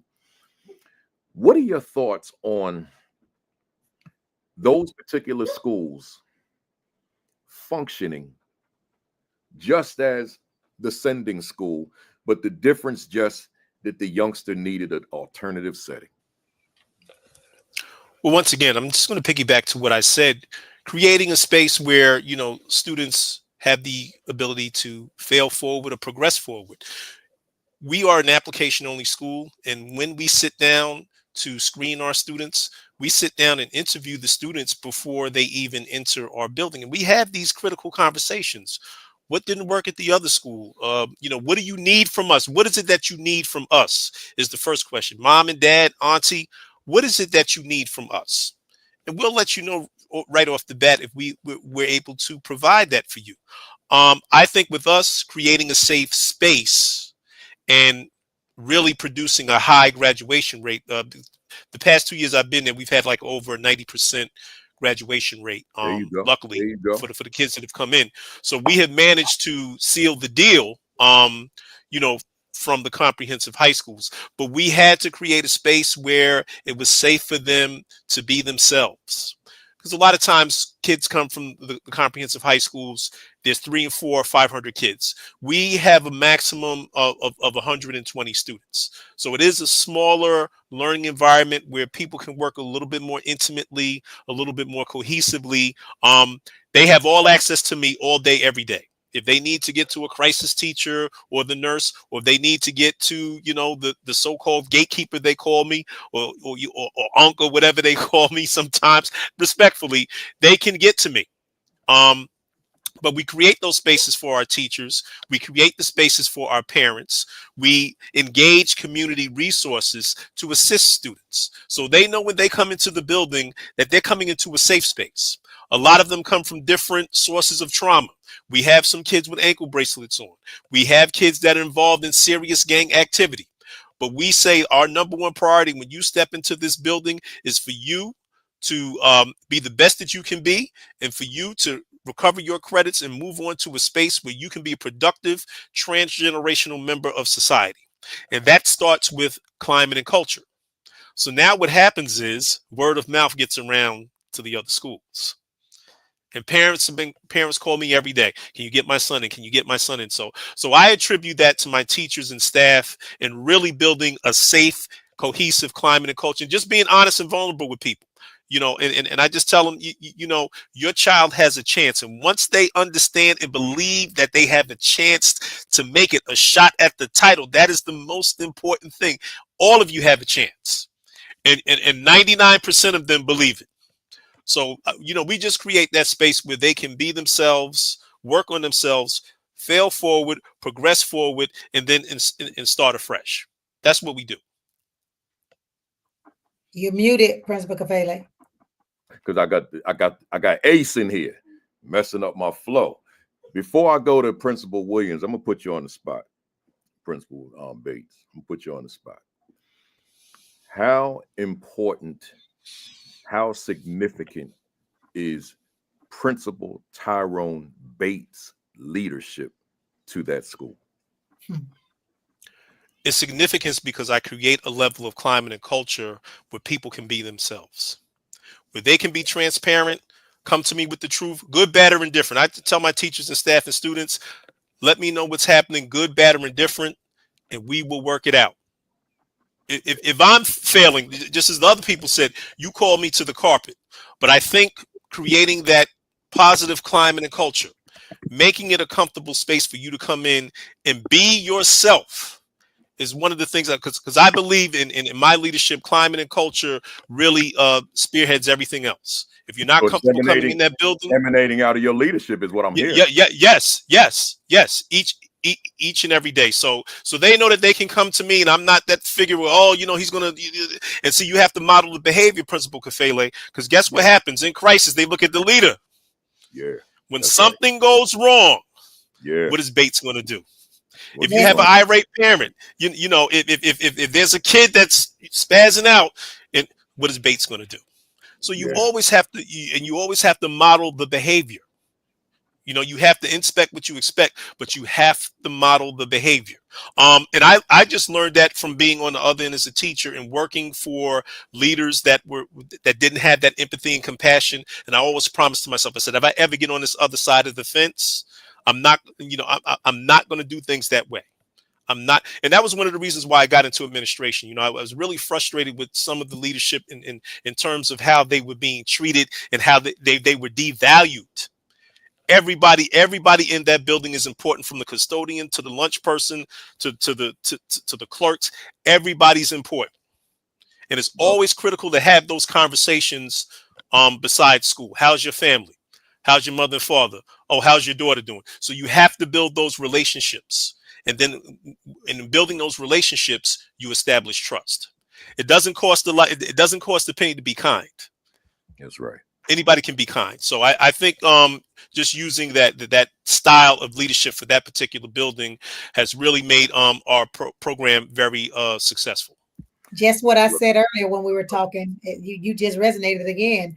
It just resonated again. Leaders give grace and space. You said give them grace and give them space to be themselves. And so that is something that leaders should make sure they're doing.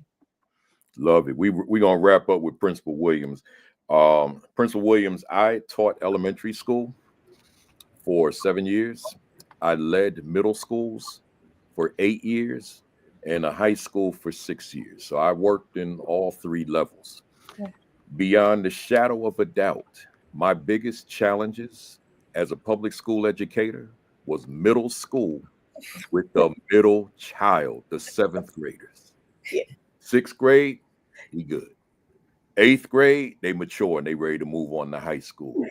7th grade, I don't know who the heck I am. Am I still a 6th grader? Am I an 8th grader? I'm lost. That's where all my time was spent. That's where my time was consumed. So I use that as a backdrop to ask you the question. And by the way, even though Tony was K8, you know something about them 7th graders, right? So yeah. So my question to you, Principal Williams, you're in the middle school, and by the way, we got a dangerous storm out here, man. I ain't never heard of a storm like this in December. Yes, on the New thunder, Year's the thunder. Eve. Yeah, I feel like my roof getting ready to blow off, man. So, we don't want to put that in the atmosphere. Right? So, I feel like I'm in Oklahoma. Let's put it that way, where you are. It's your weather. That's what it is. It is. Fact, right? All 4 seasons in 1 month. Yeah. So, Principal Williams, how do you manage at that middle school level to not only stay afloat, but to do the work that you're doing at the level upon which you're doing? I'm going to turn my camera off 1 second, but I'm going to hear you. Okay. Yes, well, everything you said about middle school and 7th grade, yes, we are the middle child, and 7th grade is the middle child of the middle child, 100%. But I'll say this. You asked about Principal Bates, leadership, and something that came to mind is that's how I do it, is my leadership leads. My leadership is paramount to the work that I do. And that is simply because of the way that I love. I love in action, in words, in deed, everything about my school and my staff. When I say that, I feel very possessive, and I am. They are mine, and I have to operate in that way so that I can love you the way that you need to be loved. And when I say that, and what that looks like is, it's the theme of our school. It is where everybody from our custodian to our child nutrition staff to anyone, all support staff. And I have about almost 1,000 kiddos in my school, 1,000 scholars, over 100 staff members, and each and every one of them is seen, heard, valued, and they belong.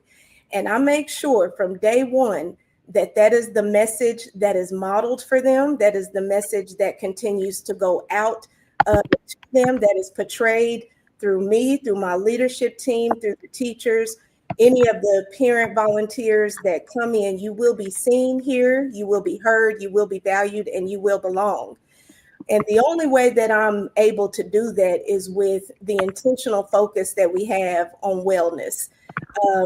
I took on the 8 dimensions of wellness in my personal journey, and that has transformed my leadership as well. And so on a grand scale, in our school, all year long, we have a focus on the 8 dimensions of wellness. First and second quarter, we are focusing on social and emotional wellness. Second quarter is physical and financial wellness. Third quarter is intellectual and occupational wellness. And fourth quarter is environmental and spiritual wellness. And that goes for everyone in the building. Nobody is exempt. In order for us to do that work, in order for my leadership to lead, whether I'm inside the building or outside the building, for my love to be lasting in those hallways, in that office, we have to be well. We have to be well in order to do the work that we do. And so that's just that's my foundation of it. And then actually getting in there and doing the work, rolling my sleeves up, getting my hands dirty. That's what I do. Wow. I love that you mentioned the 8 dimensions of health and wellness. Because Yeah. taught actually, that was one of my favorite subjects that I taught. I got to see mostly all the students at FAM, you had to take a health class. And that was something they allowed me to teach. And that was one of the most important classes that many of them say was during their college tenure. So that is awesome that you're every day. Dimensions. Yes, and that goes for the students and the staff, support staff, our in the cafeteria, our child nutrition. That's what we do. That's how we keep each other. That's how we keep each other lifted. Is by being well ourselves. Yes. I want to take that. That's good. I'm going to certainly lead with that in the upcoming year with my team. That's good. It is good. It is. Good It's stuff. powerful. Hey, Doc, close us out. Wow. I mean, how do you close out this, guys? This has been hard. It's hard to close this out. You guys have again heard from 4 people who are walking embodiments of Ngozo Saba. And many of us are, I don't really know Kwanzaa. As Principal Bates said, as Tony has said, many of us, it's just been innate in us. It's something that's in us because it's from our ancestors. And so we're challenging you again to be reflective as we get ready for tomorrow and January 2nd. Be reflective about the principles, about everything you've heard and learned this week. Be reflective and introspective so that you can come out on January 2nd with intention and strategy and understanding how to move in purpose, on purpose, and with purpose, and utilize all 7 of the Ngozo Saba. We are so excited that tomorrow night is our final night of Kwanzaa. Principal Kafele, we're going on early, right? Yeah, we going. And I'm going to tell, I ain't got no shame in my game. I'm going to tell the people why we going early. We've been going 8 o'clock all week, but tomorrow CNN has a special on Luther, and I am not going to miss that. So we moved, no shame in my game. So we moved this to 6 o'clock, and we'll be done. And I'm going to sit right in front of that TV, and I'm just going to watch Luther forever, however long it's on. But before we let me just get them to run who's coming on tomorrow. We got the incomparable Larry Ham is going to be here. My man Dr. DeLacy Davis, my man Darren Martin from Jersey City, and my dude Dr. Vincent Stallings, who's principal over at East Orange STEM Academy. I think you might have one too, right? Jersey folks, y'all go hard. Jersey go hard, man. That's not balanced, Principal Kafele. We're the women on that platform. I know. That's what we had y'all up here today. I couldn't held it down. Listen, I couldn't find anybody because folks were telling me no. So okay. All right. Yeah. All right. Keisha, everybody's doesn't have the courage to come on these platforms. Even with my Saturday Academy, there are folks that are very, very reluctant to come on there. I mean, we don't get controversy on there, but so that's who we had. But I couldn't close out without Larry. Yeah, certainly. Had to have him on here, the walking encyclopedia himself. All right. Yeah. Guys, thank you so much. And you guys, I'm going to be reaching out to you, Deputy Mayor, because I have someone that I need for you to speak to that's in our police department here in Jacksonville, Florida, because they need to come to a visit. They need to come on a visit. So I will definitely be in touch. And Tony, Principal Bates, Principal Williams, I look forward to seeing you guys at the Rock Conference, but we will definitely be speaking before then. Yes. I appreciate y'all coming on too. Appreciate y'all. Thank you. My pleasure. I appreciate you. Thank you so much. Absolutely. Thank you. Pleasure. Great night, everybody. Thank you. Good night. Take care. Good night.